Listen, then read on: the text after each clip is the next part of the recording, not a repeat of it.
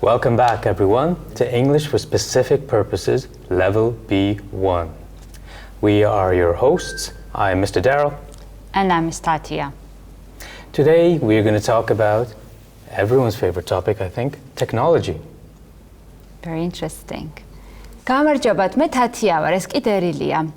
კეთილი იყოს თქვენი დაბრუნება ჩვენს ტელესკოლაში. როგორც გახსოვთ, ჩვენ ვისაუბრეთ ბევრ საინტერესო თემაზე. ვისაუბრეთ ტურიზმზე, ბიზნესზე, მედიცინაზე. დღევანდელი ჩვენი გაკვეთილის თემა კი ტექნოლოგია. მაგრამ ვიდრე უშუალოდ გაკვეთილზე გადავიდოდეთ, მოდი შევხედოთ ჩვენი გაკვეთილის გეგმას.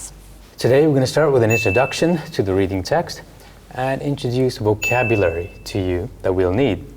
Then we will have a look at the reading itself and then move on to today's grammar, which is the past perfect. From there, we'll try to sum up everything at the end and give you some homework. დღევანდელ გაკვეთილს მცირე შესავლით დავიწყებთ. შემდეგ გავეცნობით ახალ სიტყვებს. შემდეგ წავიკითხავთ ძალიან საინტერესო ტექსტს, ამას მოყვება გრამატიკა, შემდეგ შევაჯამებთ გაკვეთილს და ბოლოს დავასრულებთ ყველასათვის საყვარელი საშინაო დავალებით. Let's get started. Let's get started. Mr. Derill, as you know, we are talking about technology today. And I have a question to you. How do you think technology can develop in future? Have you got any kind of vision for future? You know, it's very difficult to think about what's going to happen in the future. However, I think it's safe to say that things are going to get faster, more efficient, and easier to use, perhaps. Yes, and I think that the life will be absolutely different because things are changing really, really fast. Really fast, like in my own lifetime. Things have changed when I was a child to now. Yeah, really, really. I think that we'll see a lot of robots, we'll see technology develop much, and I think that scientists will come up with some innovations and some new ideas, right? Yep, very good. So we are going to talk about a lot about it today. So let's get started and let's look at the first set of vocabulary. So the first word is advancement. Advancement is a noun, and in Georgian it means წინსვლა განვითარება. Mr. Derill, I think I need your help with the definition of this word. Sure.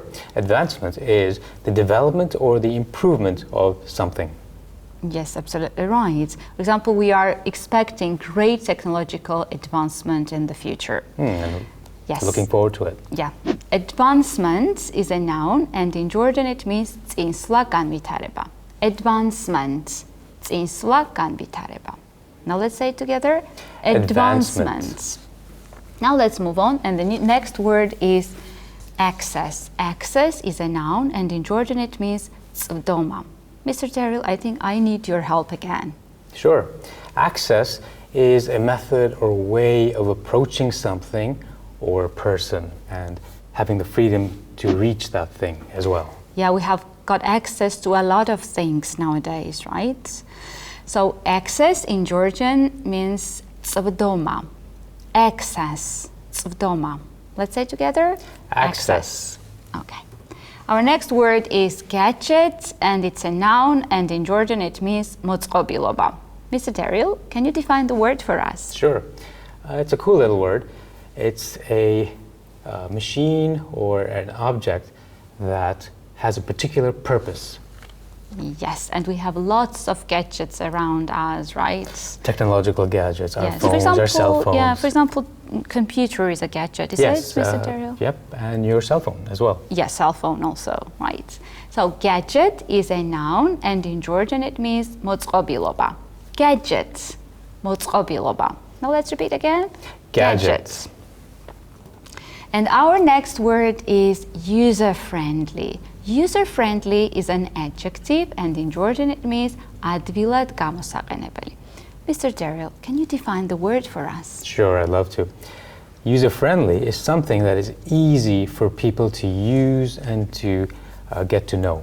Yes, and I have lots of user-friendly gadgets at home which are very easy to use, and I love them, and I can't live without them. And do you have any gadget like that? Gadgets as well as programs on the computer, for example. Certain programs are easier to use, they're user-friendly, and that makes them more popular with the audience. Of course. User-friendly is an adjective, and in Georgian it means ადვილად გამოსაყენებელი. User-friendly, ადვილად გამოსაყენებელი. Let's repeat together. User-friendly. And we can move on to the next word, which is state of the art. State of the art is an adjective and it means თანამედროვე. Mr. Derill, I think that we need your help again. It's a cool little phrase, and it refers to something that is modern, that uses the most recent methods and methodology, and is modern. So we can say that state of the art is the synonym of modern. Yeah. Okay. So state of the art is an adjective, and in Georgian it means თანამედროვე. State of the art, თანამედროვე. Let's say together. State of the art. Okay. And I think that we have finished with the words, and I think that we have to practice how we can use the words, okay? ეკრანზე თქვენ ხედავთ წინადადებას. მოდი ერთად შევარჩიოთ, რომელია სწორი სიტყვა გამოტოვებული ადგილისთვის. Let's get to it. Let's get started. Okay, the first sentence is, he has, then blank, to the stored information. What do you think might be here? It's got to be access. Yeah, you're absolutely right. It's access. Now we can look at the next sentence. Again, the, then blank, we've made in technology has been unbelievable. So we talked about improvement in technology and it was advancement. Okay, here it is. So the advancement we've made in technology has been unbelievable. Now let's look at the next word, next sentence, and it is, an easy way to follow the menu makes the computer program very user-friendly. You said that computer programs may be user-friendly. I remember it right. Okay. Now let's move on, and the next one is, what's your favorite non-electrical gadget? That's right. We talked about it. Okay, and our new word in the sentence is, the plane uses state-of-the-art navigation equipment. Of course, state-of-the-art is modern. Okay. Mr. Derill, I think now it's time to move to a new section, which is reading. But I think that we have to do something before we start reading the text. We do have to introduce some words that we're going to focus on in the reading. Yeah, you are absolutely right. ეხლა კი გადავიდეთ კითხვის დავალებაზე, მაგრამ ვიდრე უშუალოდ ტექსტს წავიკითხავდეთ, მოდი შევისწავლოთ სიტყვები, რომლებიც ამ ტექსტის უკეთესად გაგებაში დაგვეხმარება. Okay, let's start. So our first word is greenhouse. Greenhouse is a noun, and in Georgian it means სათბური. Mr. Derill, can you define the word for us? Sure. Greenhouse is a building made of glass. The roof and the sides are made of glass, and it's used to protect and give warmth to plants so that they can grow better. Yes, and I think that a lot of fruit and vegetables are grown in greenhouses, especially in winter. And it would be difficult to grow them without the greenhouse. Yeah, of course. Okay. Greenhouse is a noun, and in Georgian it means სათბური. Greenhouse, სათბური. Let's say together. Greenhouse. And let's move on, and the next word is additional. Additional is an adjective, and in Georgian it means დამატებითი. So, Mr. Derill, is the definition of this word extra? Yeah, definitely. A long word for such a simple meaning. Yes, yes, okay. So additional is extra. So additional is an adjective, and in Georgian it means დამატებითი. Additional. დამატებითი. Let's say together. Additional. Okay. And now let's move on, and the next word is artificial. Artificial is an adjective, and in Georgian it means ხელოვნური. Mr. Derill, can you define the word for us? Sure. Artificial is something made by people which is not natural. It's a copy of something natural. Yeah, it's kind of false. Can I use false in this case? Yeah, not quite with that negative sense, but something that's not real. So it means that it doesn't have negative meaning, right? Okay, thank you. Thank you very much. Artificial is an adjective, and in Georgian it is ხელოვნური. Artificial, ხელოვნური. Let's repeat. Artificial. Okay, and the next word is achievable. Achievable is an adjective, and in Georgian it is მიღწევადი. Mr. Derill, can you help us with the definition? Yes, definitely. It's a task or ambition or plan that you can achieve, you can get, you can do somehow. Yeah, and I have a lot of achievable plans for future, and That's I good. hope that I will achieve. Better that they are achievable rather than not achievable. Yes, absolutely right. So achievable is an adjective, and in Georgian it means მიღწევადი. Achievable, მიღწევადი. Let's say it together. Achievable. And the next word is urban. Urban is an adjective, and in Georgian it is ქალაქის საქალაქო.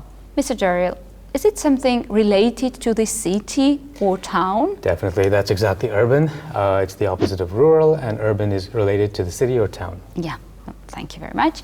Urban is an adjective, and in Georgian it is ქალაქის საქალაქო.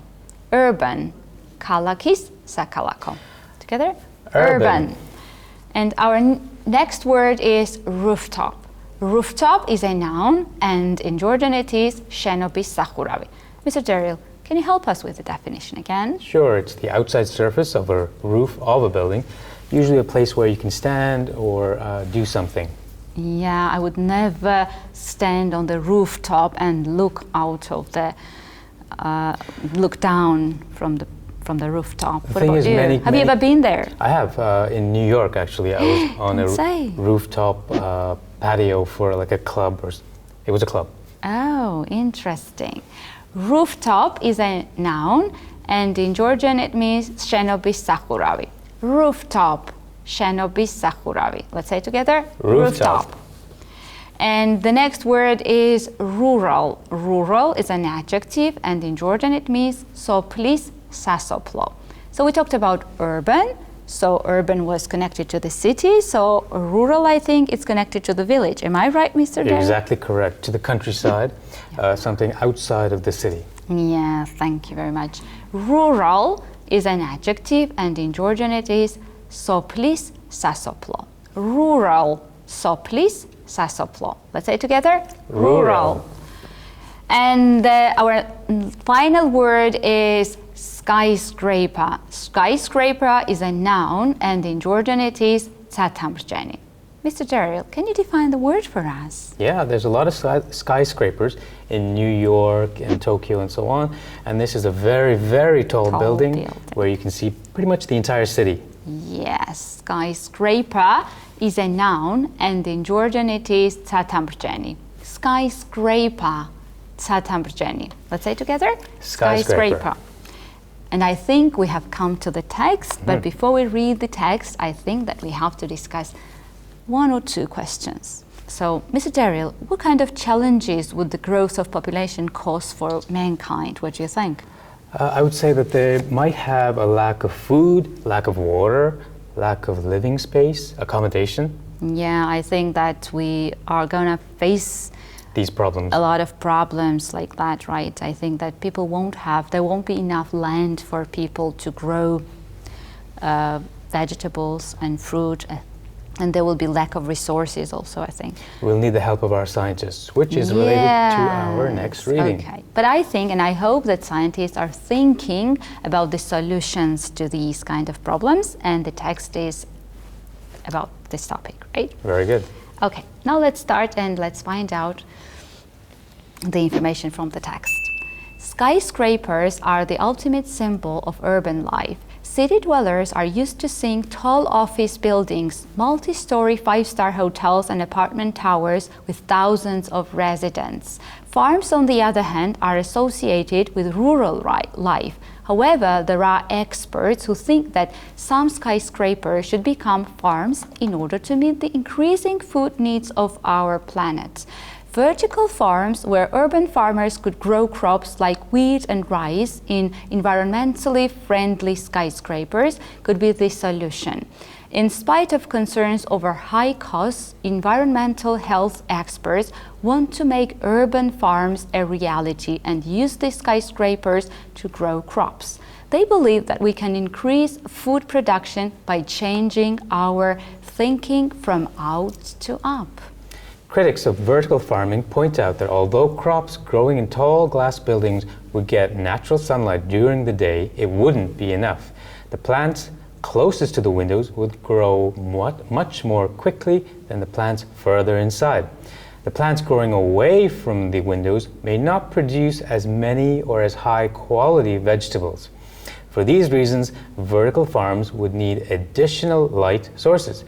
Researchers have found that even in single-story greenhouses, artificial light is often needed for year-round crops. Experts have concluded that generating enough solar energy to support growth requires an area about 20 times larger than the planting area. Therefore, natural light cannot be a workable solution for vertical farms.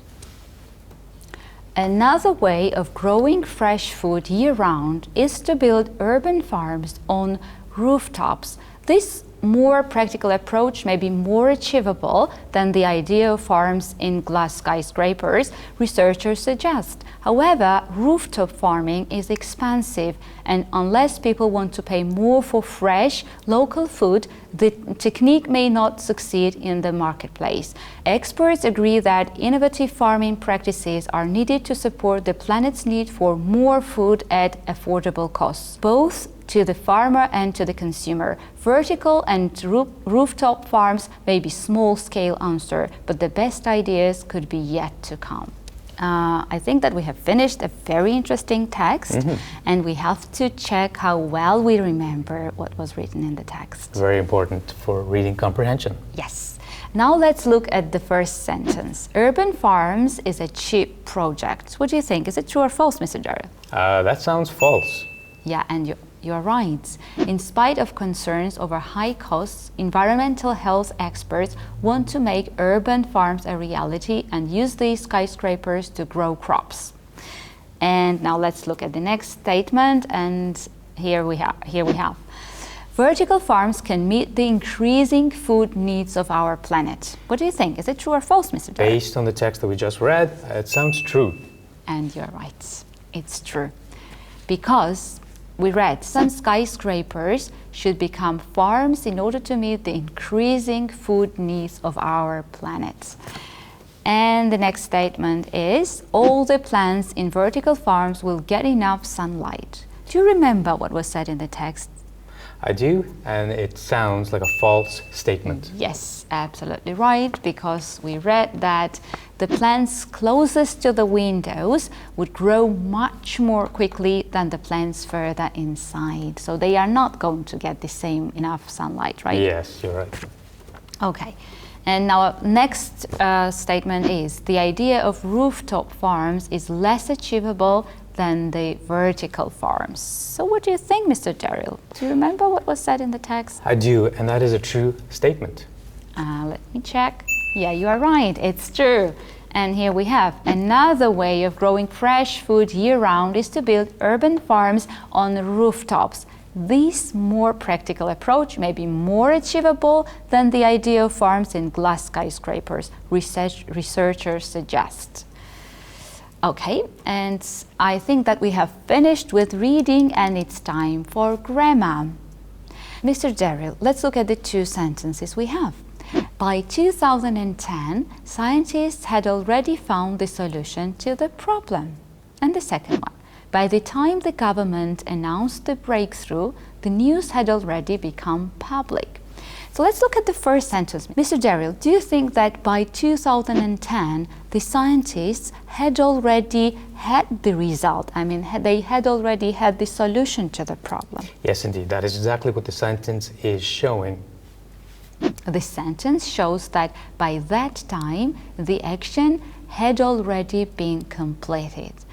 Now let's look at the second one. By the time the government announced the breakthrough, the news had already become public. So here we have two actions in the past. The government announced the breakthrough and the news spread or became public. So, Mr. Gerald, can you tell me which happened first? The news spread or the government announced the breakthrough? The news had spread, and that is why it's in the past perfect. Yes, so when we have two actions in the past, for earlier actions we use past perfect. And this is the topic of our grammar today. Looking at the past perfect grammar in a closer detail, we have a complete action before something in the past. So here's the example we provided. I did not have any money because I had lost my wallet. So he had lost the wallet before finding out that he had no money. And if you look at the diagram, we have the past perfect is used before a past event, which would normally be in past simple. Moving on, the duration before something in the past, a non-continuous verbs. We had that car for 10 years before it broke down. So again, a similar situation as before. Now, in order to form the past perfect tense, we use had plus the past participle form of the conjugated verb. The town had had the water shortage before the drought. To form the interrogative sentence, we start the sentence with had. For example, had she left the party before your arrival? And to form the negative sentence, we add not. She had not seen a bear before she moved to Alaska. And I think that we have to move to the exercise. Let's practice how we can use past perfect. Here we have gapped sentences and we have to put the verb in the correct tense. ეხლა კი გადავიდეთ გრამატიკულ სავარჯიშოებზე. ეკრანზე მოცემულია წინადადებები და უნდა შევეცადოთ ერთად, რომ ზმნების სწორ ფორმაში ჩავსვათ. Okay, let's start. She soon realized that then we have a verb, spent all the money. How would you say it correctly in English, Mr. Derill? It sounds like a tragic situation. She soon realized that she had spent all the money before probably needing it at some point. Yes, absolutely right. You are right, Mr. Derill. So we can move on to the next statement, and it is the following. When all the guests, then we have a verb, leave, I started tidying. So it means that first they left and then I started tidying. Exactly. So how would it be in English? Well, you'd have to say when all the guests had left, I started tidying. Let me check. And you're right. When all the guests had left, I started tidying. You're right. And our next sentence is she, then we have in brackets verb be and not, very upset when he did not answer the email. So it means that this is a negative sentence because we have not particle. So how would you say it in English, Mr. Derill? Well, following our rules, it would have to be she had not been very upset when he did not answer the email. So someone very understanding. Yes, you're right, Mr. Derill. She had not been very upset when he didn't answer the email. Okay, and our next sentence is a question, as I can see, and we have a gap at the beginning, then the film already, then a verb in brackets, which is start, when you arrived. Mr. Gerald, can you help me to form a question? Sure, as you remember, you've got to put the had part at the very beginning. So it will be, had the film already started when you arrived? Absolutely right. You are perfect in grammar, as I always say. Mr. Gerald, I think that we have finished with the lesson today. So I think that it's time to summarize our lesson, okay? Yes, and if you recall, everybody, we spoke about the vocabulary at the beginning, then we introduced the text, we read through the text, a very fascinating text as well, about vertical greenhouses, and we did our grammar, which was on the past perfect tense. Absolutely right. მოდი შევაჯამოთ ჩვენი გაკვეთილი. გაკვეთილის დასაწყისში ჩვენ გავეცანით ახალ სიტყვებს. შემდეგ წავიკითხეთ ძალიან საინტერესო ტექსტი, შემდეგ ვისაუბრეთ გრამატიკაზე და ეხლა მგონი დროა საშინაო დავალებაზე ვისაუბროთ. Oh, one of my favorite parts. What is the homework for today? Today we have this following question for you. Write a paragraph about some innovative project that you have heard of. And you can find the model answer as well as submitting your answer to the address you see on the screen. გთხოვთ დავალება ეკრანზე მითითებულ მისამართზე აგვიტვირთოთ. So I think that we have to say goodbye, but there are some more interesting topics ahead. So I think that you should stay with us and keep on learning. Until next time, Have a great one. Bye. Goodbye.